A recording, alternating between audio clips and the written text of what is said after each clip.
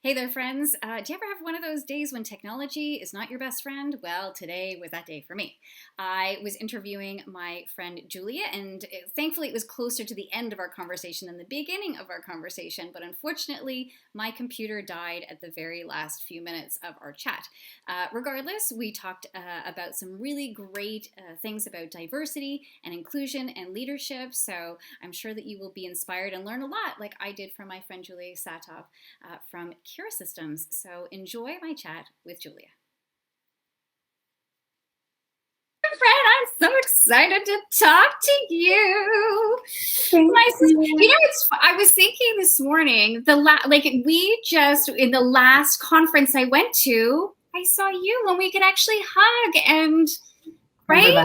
Remember hugging? Because the COVID stuff was remember there was like a little buzz happening in the air, and it was like last February or March that. And I think it was almost hard to believe. We put it out of our mind. We thought there was nothing that could be such a big thing as a pandemic. And when you look back on like 60 Minutes and they talked about Ebola, and I was like, wow, like that could have been big, but we just kept it so like, oh, it's been dealt with. It's okay. SARS came and then kind of left.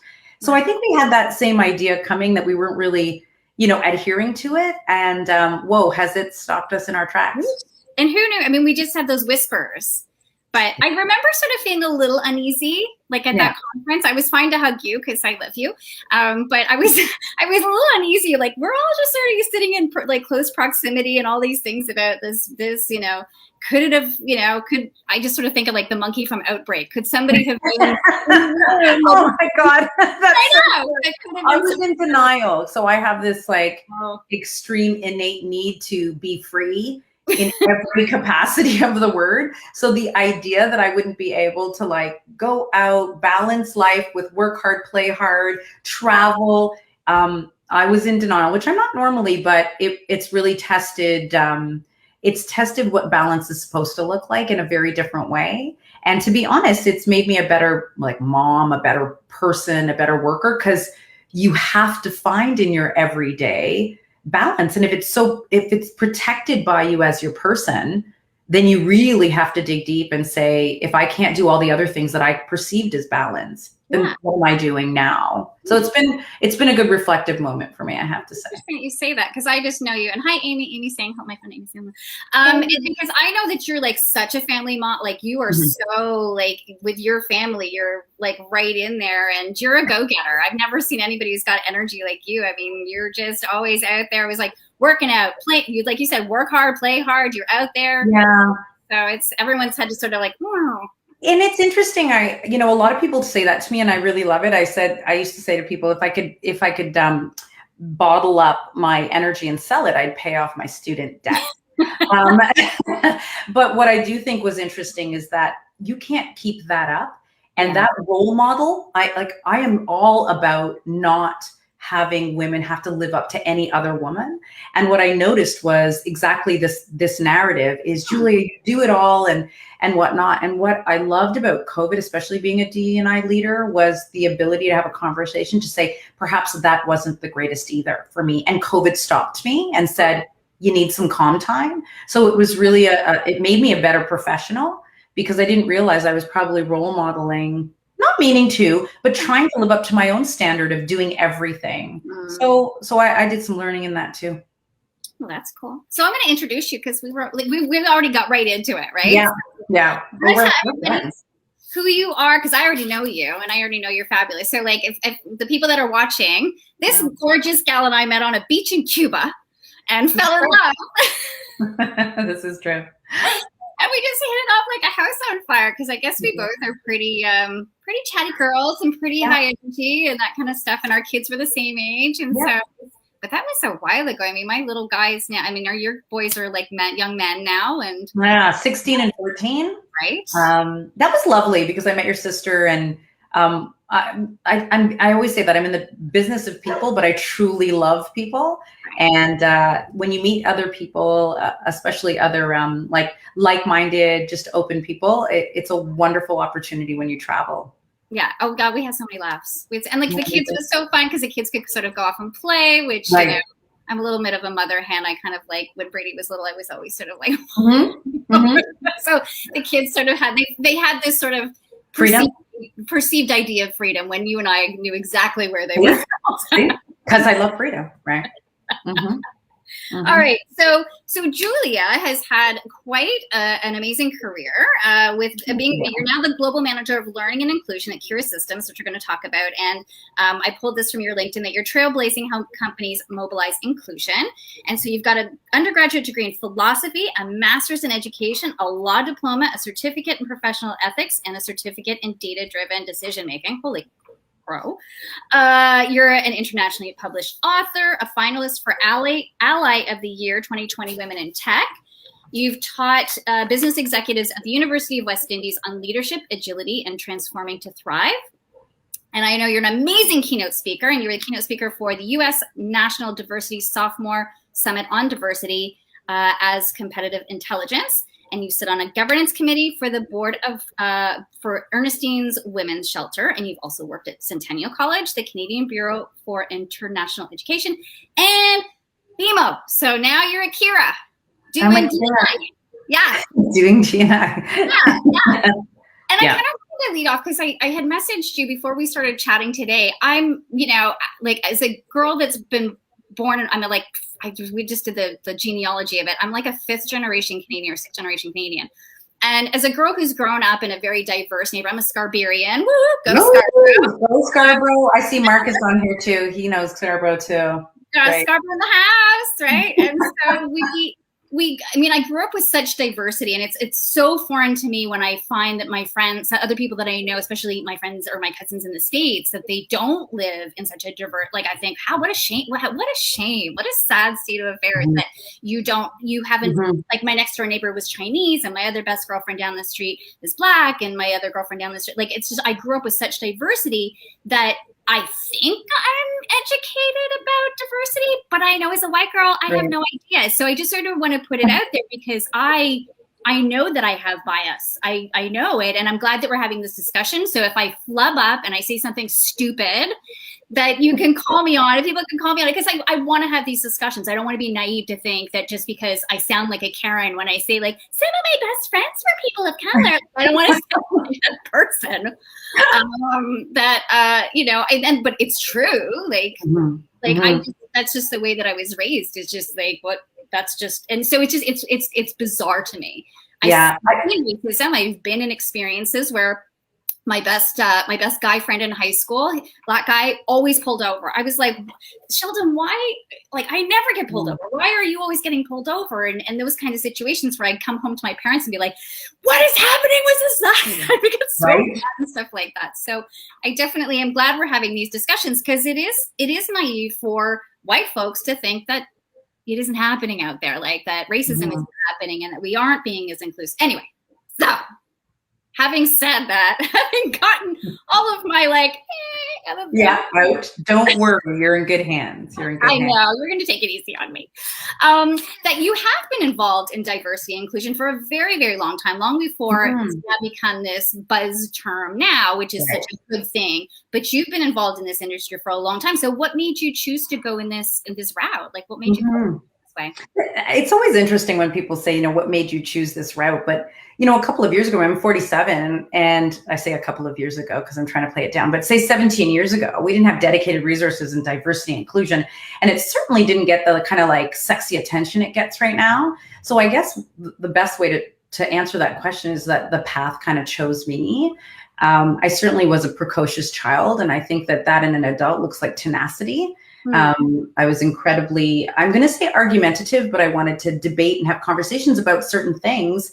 And in a team, that could look critical and reflective in an evolving professional. So it's all the way in which we look at it. And then I think I had this innate desire for fairness, inclusion, and kind of putting people first. Even as a kid, I see it in my youngest as just this little social justice warrior, naturally advocating for people. And I say, wow, like that doesn't matter what age that looks like, you can kind of see it. So I think the path kind of chose me.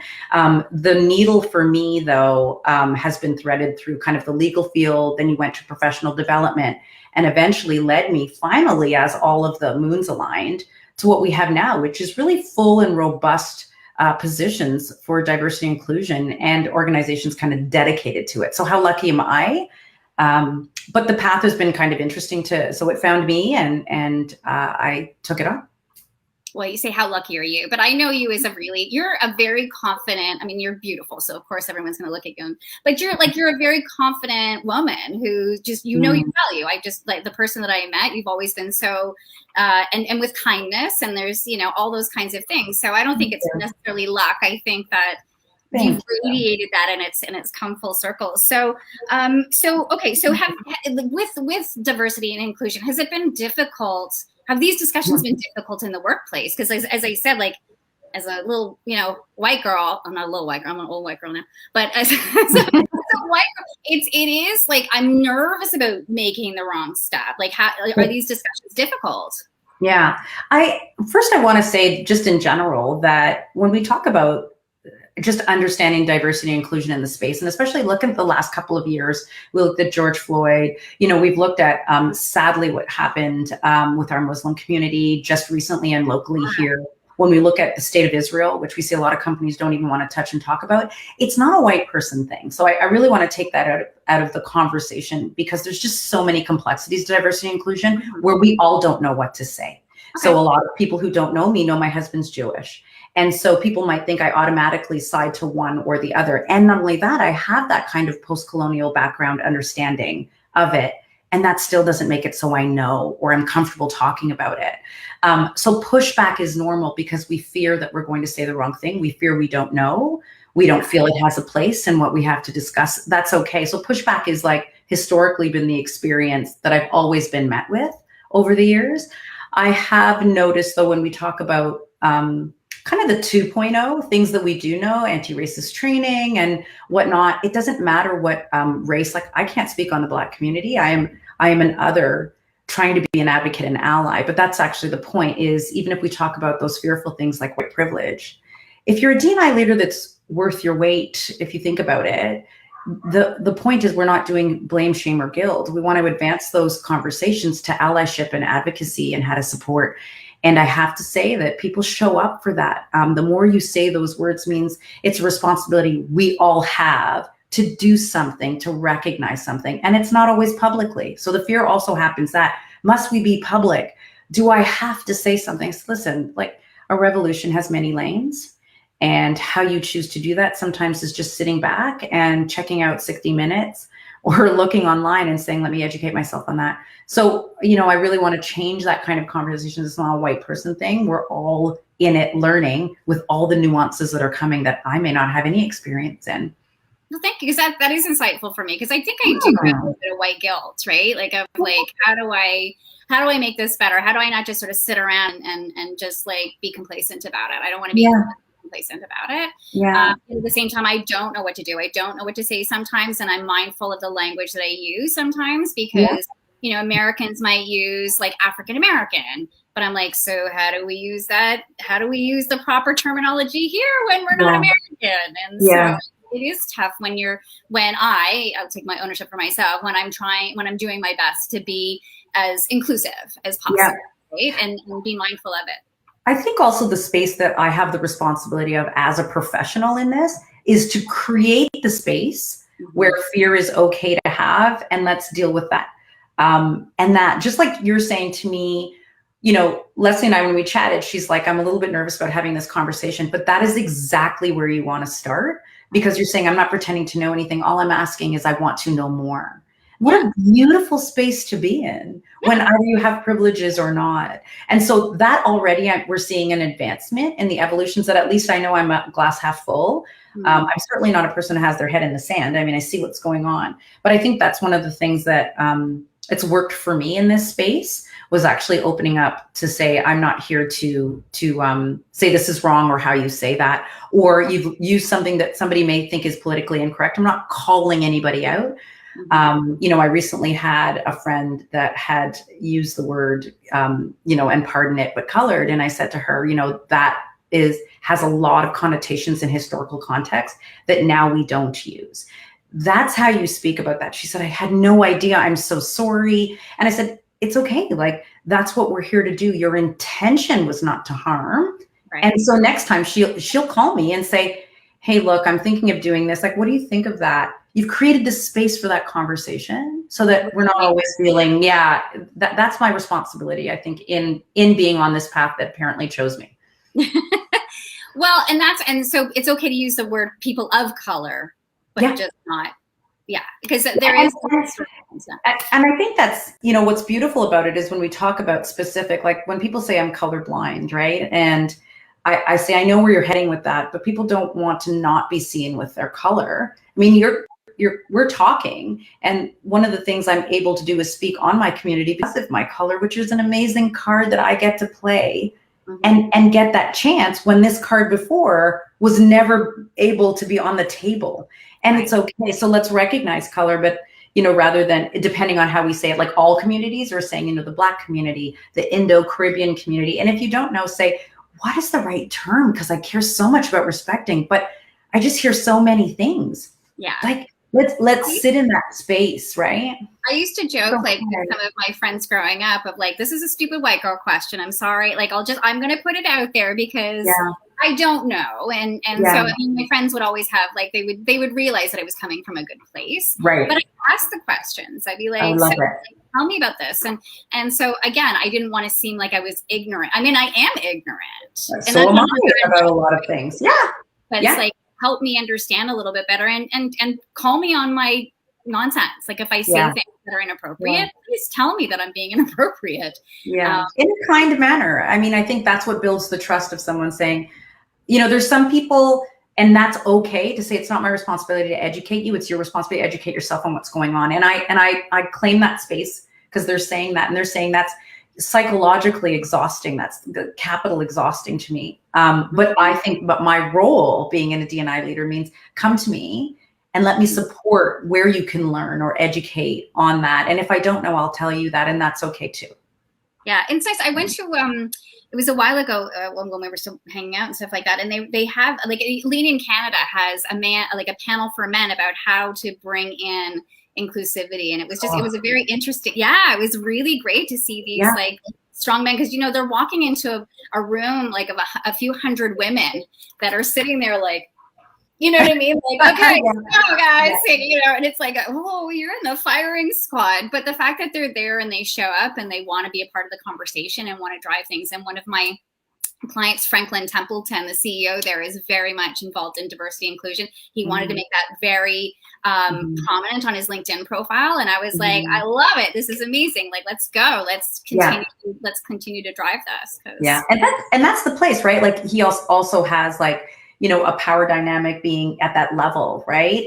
So you also are using, once again, certain access and privilege to create space. And that's what I mean about when we talked originally about pushback. Those conversations now, say, about white privilege, are now evolving to advocacy, allyship, and support. And then you're actually seeing, I feel strong enough that I may not be that person to represent, but I can create the space to do that. I know many, if we're talking about gender, I know many men that champion. One of them is on here. I called him again, Marcus. He's an incredible champion for females, making space. He's even on a meeting. I know I'm hoping not to embarrass him. He actually said, hold on one second. I think you were saying something, Julia. It's the idea of not being interrupted. Women are interrupted 32% of the time.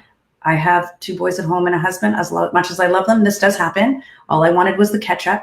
But the point is how kind is that, right? And that space matters so much to me. So, right, because it's unconscious a lot of the time too, right, Julia? Yeah. Like, so much unconscious that we don't necessarily, like, people don't necessarily see how they might be dismissing other people for whatever. Right. And that's why it's unconscious, right? And that's why we have a lot of conversations about that. Yeah. Yeah. So you did recently did a podcast with the Women Talk Tech entitled Crossing the Line. So again, I think we've just discussed this, but how can people begin to have these discussions about inclusivity if they're nervous or afraid? I think we've kind of said like it's kind of just being open and having confidence. Actually, I think part of it is having the confidence to have these discussions, because what I see in the circles that I hang out, anybody that I know that does have racial undertones to the things that they're talking about, it's all in fear. Yeah. It's so much fear. It's so much like this is just the way things were. Why do things have to change? And I also approach it that way, that the intention is unknown at first, which I think is great, but to answer the question, the Women Talk Tech podcast was about crossing the line.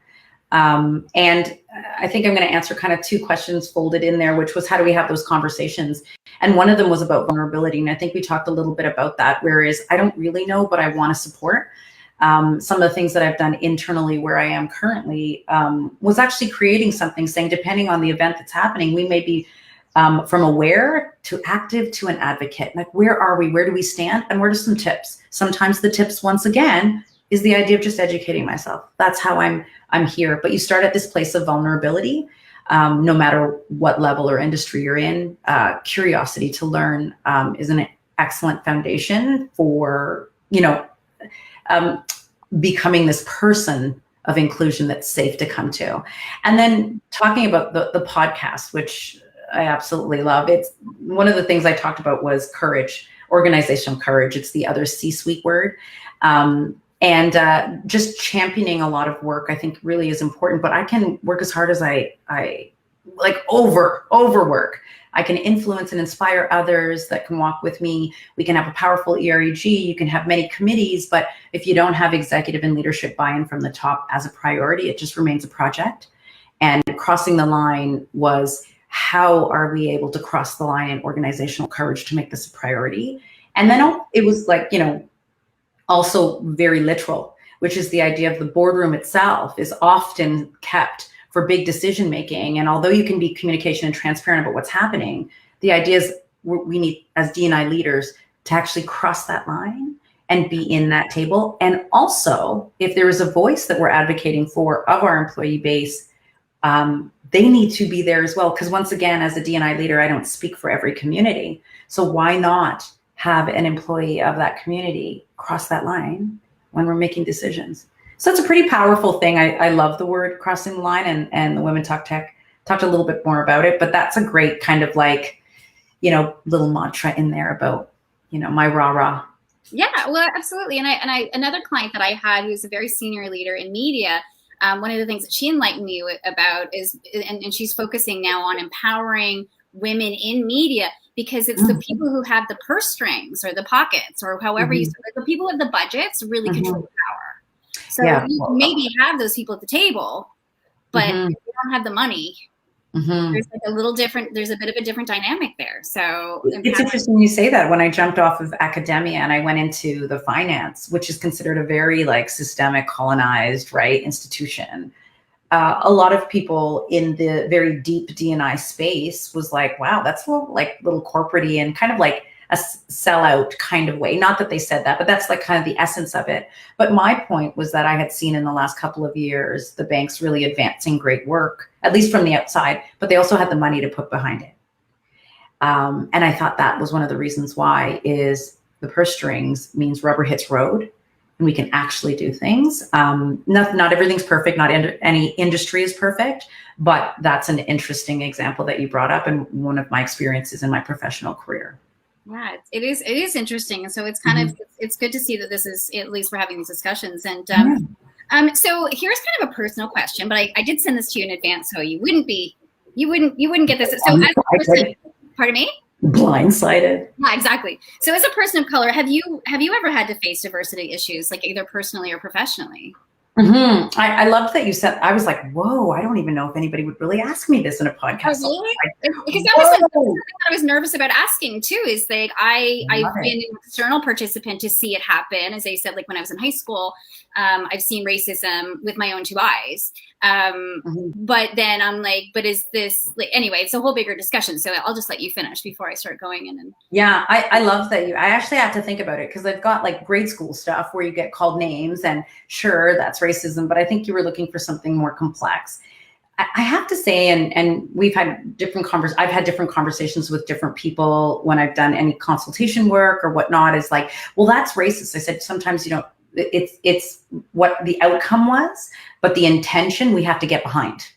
We don't excuse it. And so I cannot always confirm the intention of every act that has been, but I have experienced ageism, which I think included other layers of discrimination, meaning either female, either my color, for sure. So early in my career, after mat leave, so I came off of 5 years of mat leave. So I know you talk about me being confident, and I am in who I am. But when it comes to newness, especially coming out as motherhood, not having the education that everybody did in academia at the time, there was imposter syndrome that was happening. The reason why they chose me, which was so real, was because I didn't have all of that stuff. They said, you actually appeal to our client base and our student base, who are mature students, who are parents, who are coming second career. So they chose me for all of those things that I was being judged on against. And I'm sure possibly back then, even maybe now, color adds into it, perhaps. And I was often outright asked, just in my, hello, I'm introducing global citizenship or whatnot, you know, do you have the credentials to be teaching us as experts?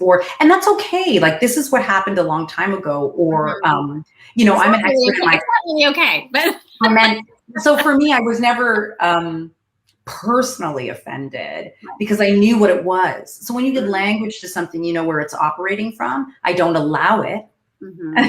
So I said, as soon as you put your CV forward, I'm happy to put mine. So I'm certainly not a wallflower on the responses of it. But, you know, I think that there are some layers of marginality and discrimination that certainly had a place in that. But I've certainly felt ageism a lot. I have to say, as the one that comes up the most to me. Because I feel like it's kind of funny because well, you and I both kind of look younger than we are. So I was always told when I was younger, I was always like, "You're so young, you don't know." Like, so maybe even in that ages, and I'm like, "Oh, honey, like I'm a lot older than I look," you know, which is. But that's the learning, right? That's what I mean about diversity. People go right to race, and I'm like, we're all learning because. I will see look, I'm going to tell you right now how I still walk with imposter syndrome. Anybody who knows me, my hair is incredibly long. It's longer than what they say the adult woman average professional would have when you look at right? My hair is down to my waist. But when I am often presenting, when I am on any kind of professional scenario of any kind where you can see me, I always put my hair in a bun. And I realize, and I know I do it, but I still do it. And the reason for that is because of those kinds of issues that you still walk with. So you still walk with those. Yeah. Yeah, and in some ways, and this is my own thing is because my mother's always telling me, cut your hair. Like, she's like, once you get to a certain age, I'm turning 51 this year. So she's like, she's like, you need to cut it shorter. Exactly. It's generational. Exactly. But, you know, and for me, it's like, for me, like, it's what I'm comfortable with. And I don't care. I'm like, I don't care. Look at that's right. Yeah. Yeah. I mean, now look at this conversation where you're talking about diversity. You're talking about all the different isms. What you can do is have somebody that's experienced in D&I. I'm not like know everything. And then you're saying, look at me, I'm a white girl who doesn't know anything. But what you do is you find your common ground of where we both are like, oh yeah, I see. That's what you do. You create the space of learning and where do we align and vulnerability. And then you're off to the races. And how are we more similar than dissimilar, really? That's correct. How do we humanize, right, the isms to know perhaps we feel that. We have veterans that are actually marginalized communities, designated marginalized communities, white and any other color of veterans that have served. And when we look at it, the reason why is for their political thoughts. Dr. Kenji Yoshino does an amazing job of inclusion work. And he says inclusion is truly inclusion. No one is left. And when we look at that, so we really have to look at inclusion work as not a white and everyone else color against. It's not about that. It's about finding alignments, right? And how we can feel a little bit better, Julia. It makes me. I'm glad. That's my work here is done. I love it. I love it. So what do you think are some of the misconceptions that people have about what you do? I'm sure I have absolutely no idea what it is that you do. I just One thing I love about the role that and they promised me and said, make sure that you're good at you're good at ambiguity. And I actually love ambiguity, which is the idea of starting something based on the passion and the organization that's already showing, right? Something to nurture. And so in the role, which is just this beautiful title of learning and inclusion, it's supporting and inspiring a culture of inclusion, meaning everybody's in it to win it in terms of learning and wanting to share experiences. But how do we kind of create a formality of that? Where are there areas where I can start to inspire somebody to come and share that because it's best for everybody else to learn or to know and we didn't know? So hopefully I'm I'm doing that in a good way. And then the other component of that, which kind of evolved out of that and my background in love, evolved from some of the needs of the employees and the importance the executive saw in inclusion work. So how can we do different things with the launch of the employee resource group that we did in 2020? It took about 6 months to bring, with 12 strong strategic collective mandates that the executives backed, which was how can we create a culture of inclusion internally? And so that's kind of what I do. The misconception of diversity was probably exactly how we opened up, that I'm going to be called out and she's going to call me out. Or what's hard, I think sometimes, is when you sit in an executive room and, you know, there's this push to discomfort. And that is true. So that's not a misconception. That is true. I think the misconception component is it will push you past your capability to do so. Mm-hmm. And that's not what I do. It is getting us to the point where maybe we don't post what we need to do, post external. What we need to do is be able to take a step back and go, why don't we? Let's talk about diversity numbers, for example. This is always a hot topic for every organization. Some organizations don't want to do diversity numbers. Some do. Some do it internally, some do it out. One of the things we talk about as diversity numbers are not to shame the people in the positions. What it is to do is to say, I didn't know that.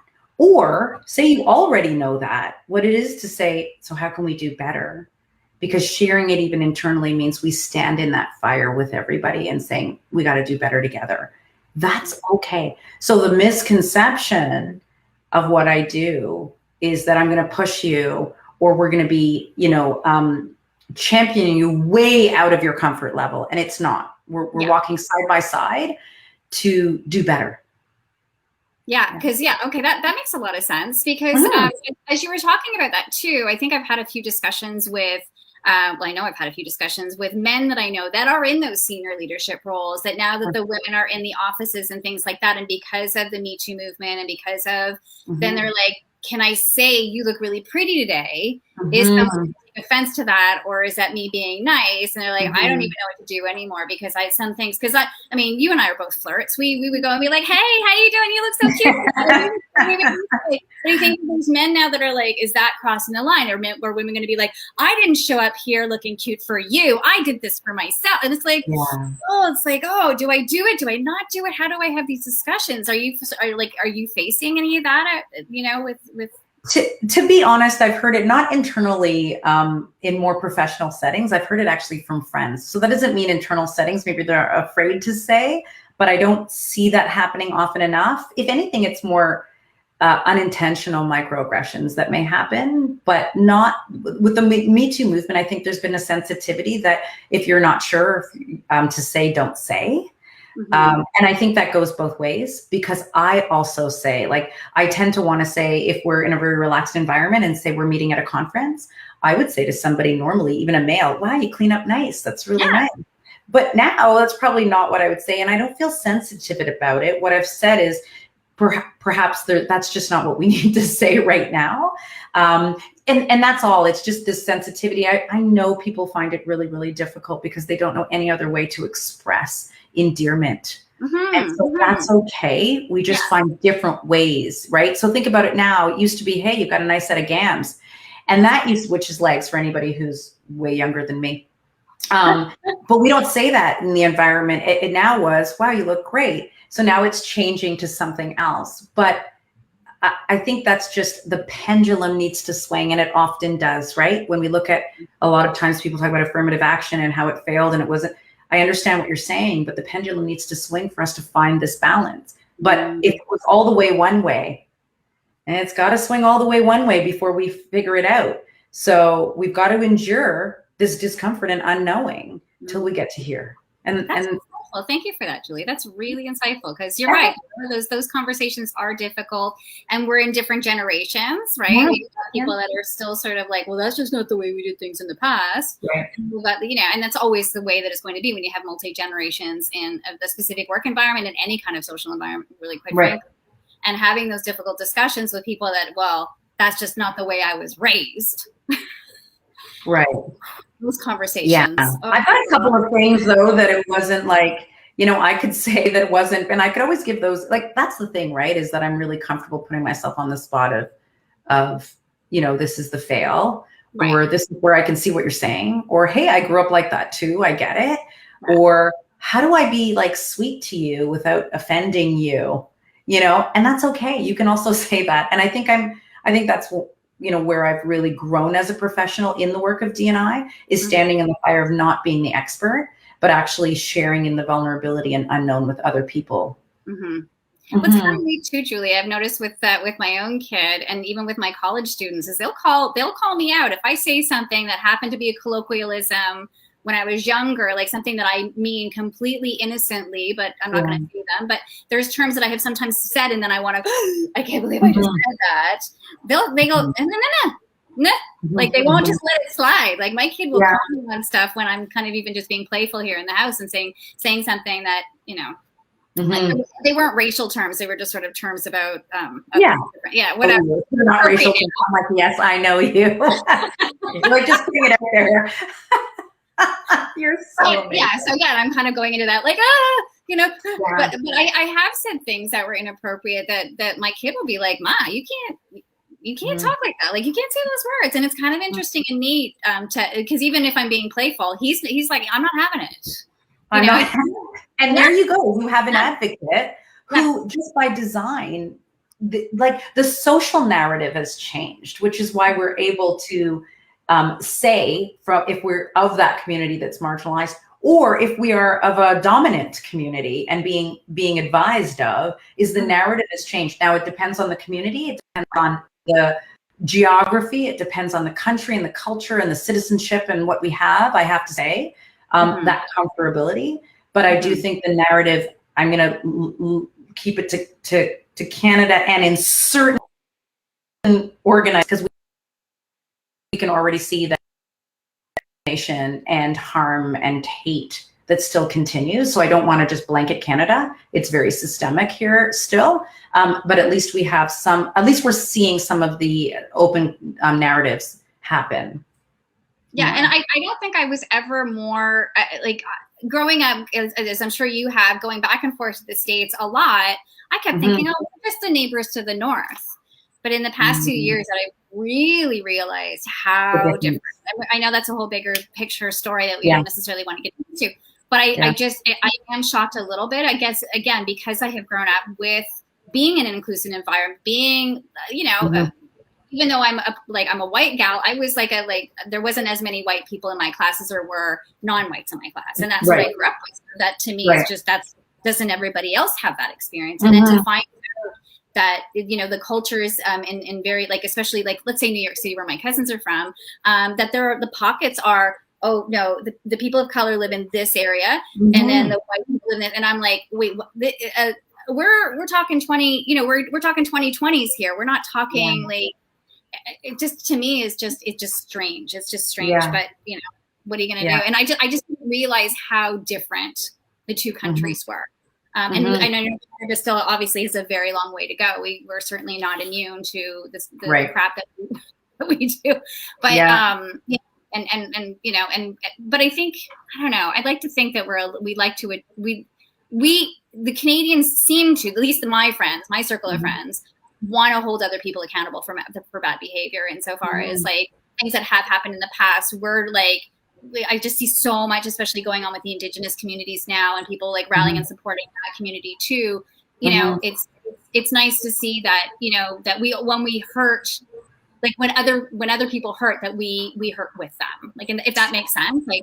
It does, but one of the things, that I'm not like a poo-poo on Canada by any means, but I am certainly a realist when it comes to it. I am a glass full. I think it's very different, our approaches and our histories, and some of the history that's actually to the surface in the US, and some things that we only talk about quietly here, and we don't really know a lot about it in terms of how bad some of the things that we've done historical wise. I think that we are on, I'm not going to say a bandwagon, but we were certainly on much more of an emotional and collective consciousness since COVID to celebrate these things. But to celebrate it and put it out there is not enough, because this is not a new issue. So a lot of people don't know, when a lot of the Asian hate had risen and it still continues to be there, this is just a resurgence of it. But a lot of people didn't know that it's actually 50% more violent acts happened in Canada more than the States in terms of statistics. people were like, what? I had no idea. Yeah. And then, and then the other thing is that when we look at our First Nations, like it is just crazy how long this has gone on with the pipeline. You have water issues. The residential schooling just closed in 1996, the very last one. We've been championing National or Indigenous Month longer than that, but we only closed the last school in 1996. So you may say, well, okay, we closed it, but we didn't. Well, the last graduate was 1995. So we need to really step back sometimes and think about, like, I don't know if we're better or worse. And I don't want to, we've made advancements, which are great, but we have a lot of learning to do about the reality of what's here. 100%, 100%. And I was actually watching, the Red Table Talk with Jada Pinkett, which is so, she had a really interesting talk with the Asian community as well, as when you bring up that stuff, because I didn't realize that like, again, like thinking about, okay, so if you're a minority, then you support other minorities. And I didn't realize how the Black community and the Asian community don't like each other at all. And like, I'm saying like generalities, but that there, I was like, I had no idea that there was anger issues amongst those two communities. I would have thought, oh, well, one minority, I'm a minority, so I'm going to support another minority. Right. And that's not necessarily the case. If there's racism even amongst different communities, which I was like, yeah. So I didn't watch that one, and I'm not really sure what the nuance is, like if there's a particular sub community within that community. So forgive me, because I'm always mindful of how I speak on something I may not know, or some of the complexities that came up. But why don't I take it back out a little bit, is not every, when you're looking at women, for example, and they've said traditionally women are more competitive with each other. The reason why post-colonial, vote, post-advancement is there was very little room for us to be able to advance. And sometimes some of the approaches were to actually be competitive with, because of that being advantageous. And when you look at shadeism, right? Colorism, as they used to call it, but shadeism now, and classism in the West Indies, right? Based on the slave trade coming in, based on indentureship coming in, there was a fight for resources. So that was actually structural and systemic that came in and up because of the scenarios that happened. And what you want to do now, and you see that, is all of this continuation. Sometimes I don't know the history that they're speaking of, to be honest, but I can take it back to, we're seeing a lot of rhetoric now about women support women, women bring leaders up, bring each other up, women. We've started to change that narrative as we see more women hopefully going up to the top. We're starting to go, we can't do this because we're not helping. And that's what we want to hear all the time. In all different areas that we've actually seen our histories has created this system.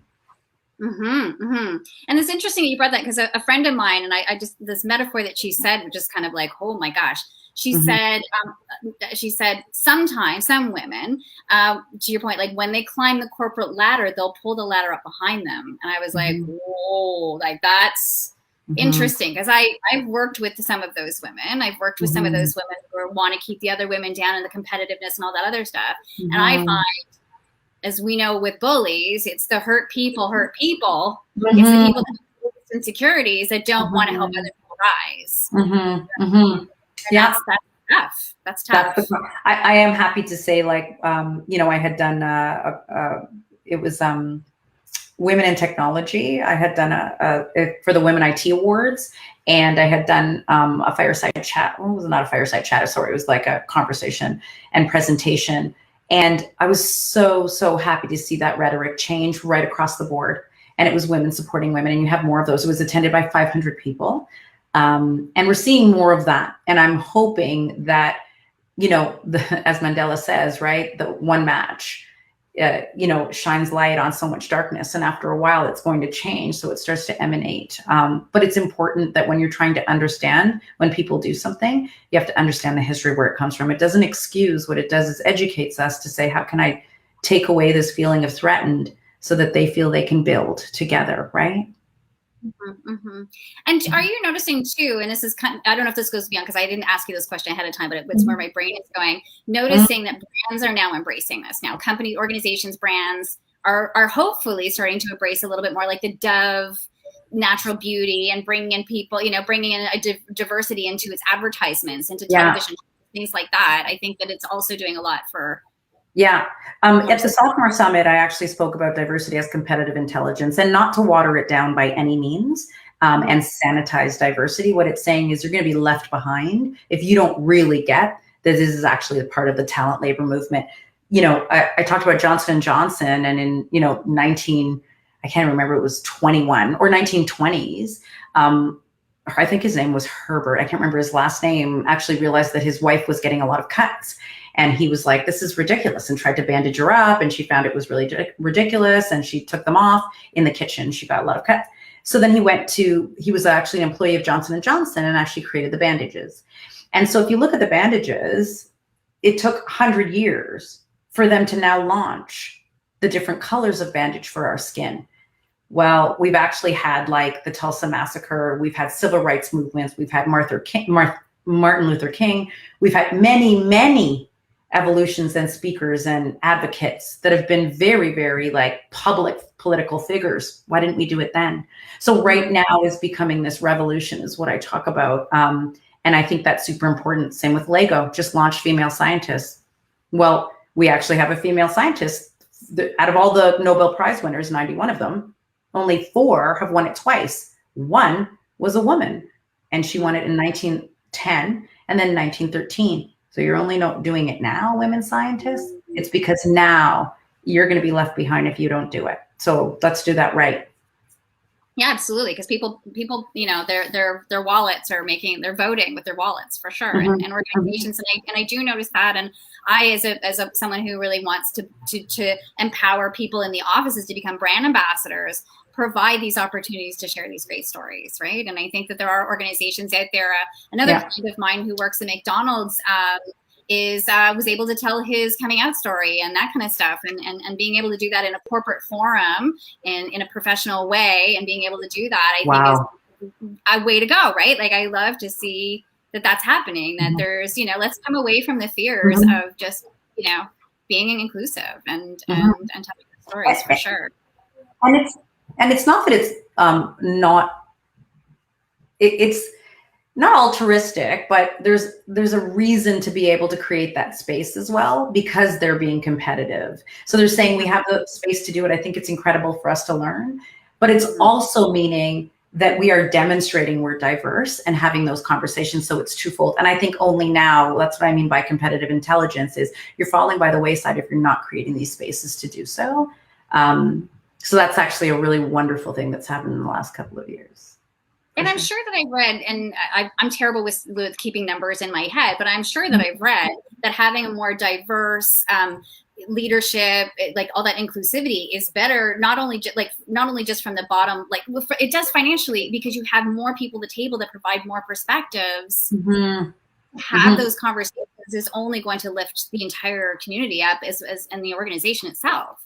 Yeah, I think about it always as the idea of we're always trying to be innovative and competitive. And when we look at, just say, a diversity of experience, which we don't talk a lot about, if you bring out diversity of experience, and I don't mean in terms of economic or academic experience, you're bringing, well, this is how we did it in a total different sector. However, what if we did that here? So just think of it in terms of an innovative and brainwave moment. That is how diversity can really champion, if you allow it to do so. And I talk about it totally not in race, totally not in gender or sex or orientation, but in the idea of experience. So, because it's like, there was a metaphor that somebody said to me years ago. It's like the Beatles, on each one of them as a musician was amazing, but you bring them together and they became the Beatles. So, the same thing about bringing more opinions, more different perspectives on things. And let's make sure that we're doing this properly, because there have been, and I talk with some of my students that are in public relations about those fails that, like, I think there was a few different fails where I think it was even Dove, when they had the girl taking, so the people were taking the t-shirt. Yeah, they've done well because from their fail, right? Yeah, and that was actually what I was going to say, is that you've got to sometimes do that mistake and then redo. There's been a lot of people who have, posted different things that were probably perceived as insensitive, and they've said, sorry, we have to learn, we have to take a step back. But when we talk about diversity, if you even, look at Queen, right, the band Queen, and how they decided to like take on Freddie and the idea of he was just all him. And that was what Queen was, right? And they were one step ahead of that. If you look at the Black Eyed Peas, a lot of people don't know that. And they're like a hip hop kind of pop 40s. And a lot of people don't know that they actually took on a girl, right? Fergie. And it actually changed their whole dynamic and actually catapulted them to the top, not only because of her, but because of the difference that she added with all of them together. So when you look at diversity, I always want to move always, not necessarily always in race, should we say it's diversity, truly diversity, and seeing how that works and how people have done it. Yeah. So only because I have a few more questions, and we've only got about 10 more minutes, if you can believe this. It's flown by. So you do a lot of stuff. You've been involved in leadership for a long time. So you studied about it. You've talked about leadership. What makes a good leader? I love this question. I'm gonna say it's the concept of servant leadership, and it's not new. It's certainly not new. It's been used so much, but I don't always truly see it in action, and I don't think it's easy to serve when you feel like you need to lead. And I get that, but if you're able to serve, you do more than lead. You inspire change.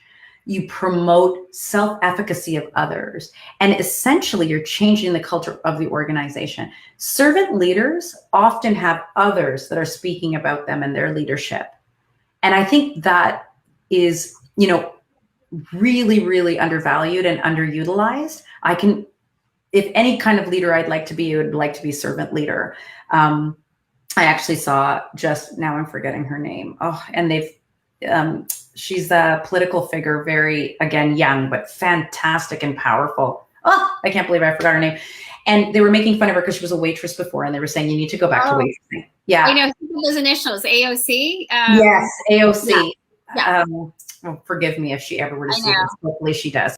One of the most powerful things, and I was a waitress actually before, and I said, this is something that I think every child should experience, is some kind of service, like in the public service, customer service, something.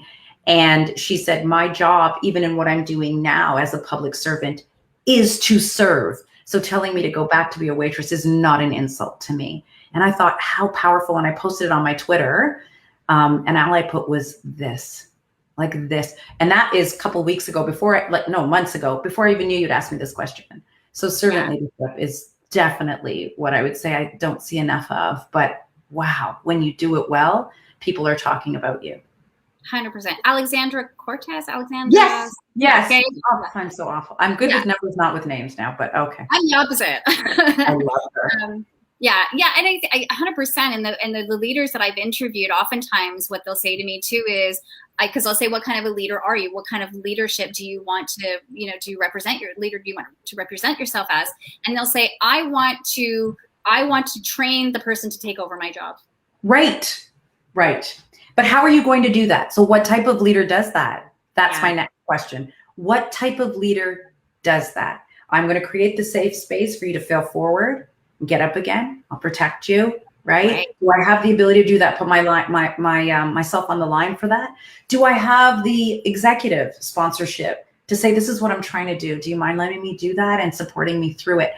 It's actually having that polish and conversation to advocate for that space of growing leaders. So it's not an easy thing to do, right? Like, I recognize it's not easy to serve when you feel like you need to lead.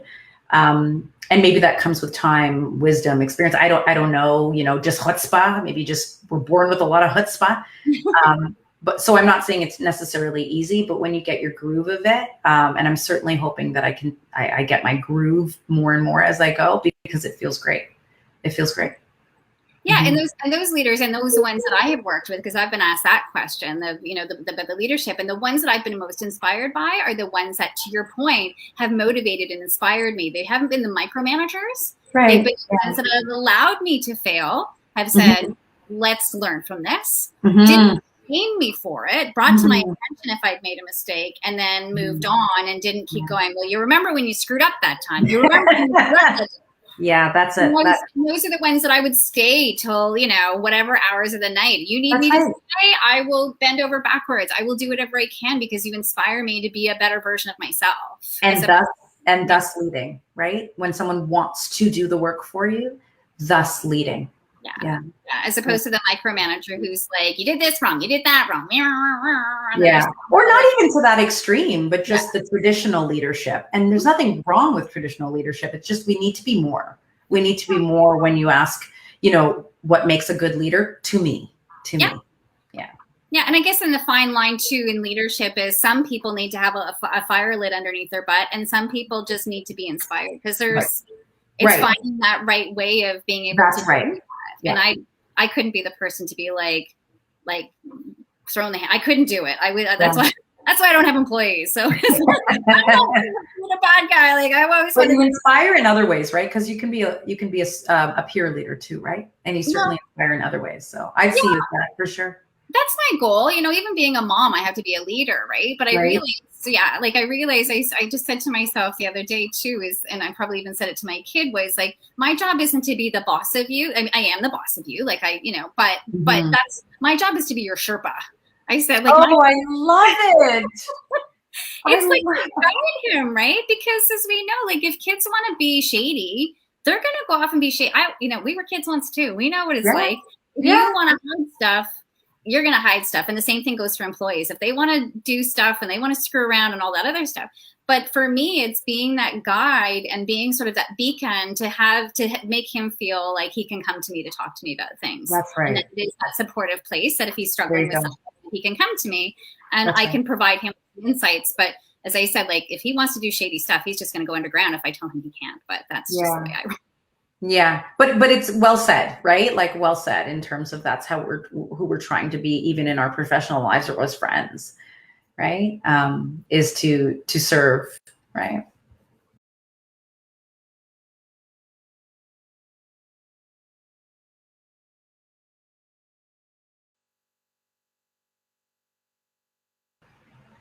Yes, that's actually true. I'm not sure if I'm frozen or she got cut off and came out, but Stephen, I saw what you wrote. A great thing about experiences, you can have a negative experience with management that you can then use to know what not to be. Actually, I've had a lot of experiences where there were certain things where I knew how it made me feel. And even though I may not be managing somebody with the same kind of personality, I knew that I didn't want to make them feel that way, that they're allowed to have their own space, even though it's not similar to me in terms of actualizing. So that's one of the things that I took away from just in my own experience. So it's 2:59 and I'm not sure if we're still streaming live or not, or if she got, I am still live. Am I? Thanks for letting me know. I think she probably got cut off. So I know Leslie wanted to ask me one last question. I'm happy she sent it to me, and then I will let everybody go. And thank you for everybody for joining. I'm kind of like going to finish this off for her. She had asked me, do I have any last words, a mantra, belief, or motivational phrase? And I was thinking about it, and it's something that I often say, but I'm going to kind of read it because I actually wrote it out. I truly believe in it, and I wanted to get it right and say it as we end off this, which is authentically championing diversity and inclusion is demonstrating competitive intelligence. It spans the ethos of the organization from retention to performance to brand. But most important, it's the human connection to employees. And what better work is that? The DEI leaders, any D&I leader in any organization, no matter their level, if they are truly a leader, should have a standing seat at the decision table, not a folding chair. And they should be advocating in the right areas for the right people and for everyone. So a truly inclusive brand of equity and inclusion. So I hope that inspired. Thank you so much for saying some kind, nice things. Sorry for the 5 minutes. I was just staring there. I didn't know if we were on. Appreciate everybody who's joined. And thank you. Thank you. And thank you, Leslie, for asking me. This was really fantastic, a joy to my week, I have to say. And the candid conversation was just amazing. That space of vulnerability that even Leslie came with created a space for learning for all of us. So I thank you very much for that. Thank you, everybody, for joining. We'll talk soon. One way to reach me, I'm on Twitter at Julia Satov or on LinkedIn, message anytime. I'm on there quite a bit, posting a lot of things on D&I and learning. Have a great night, everyone. Thank you, or evening, everyone. Bye.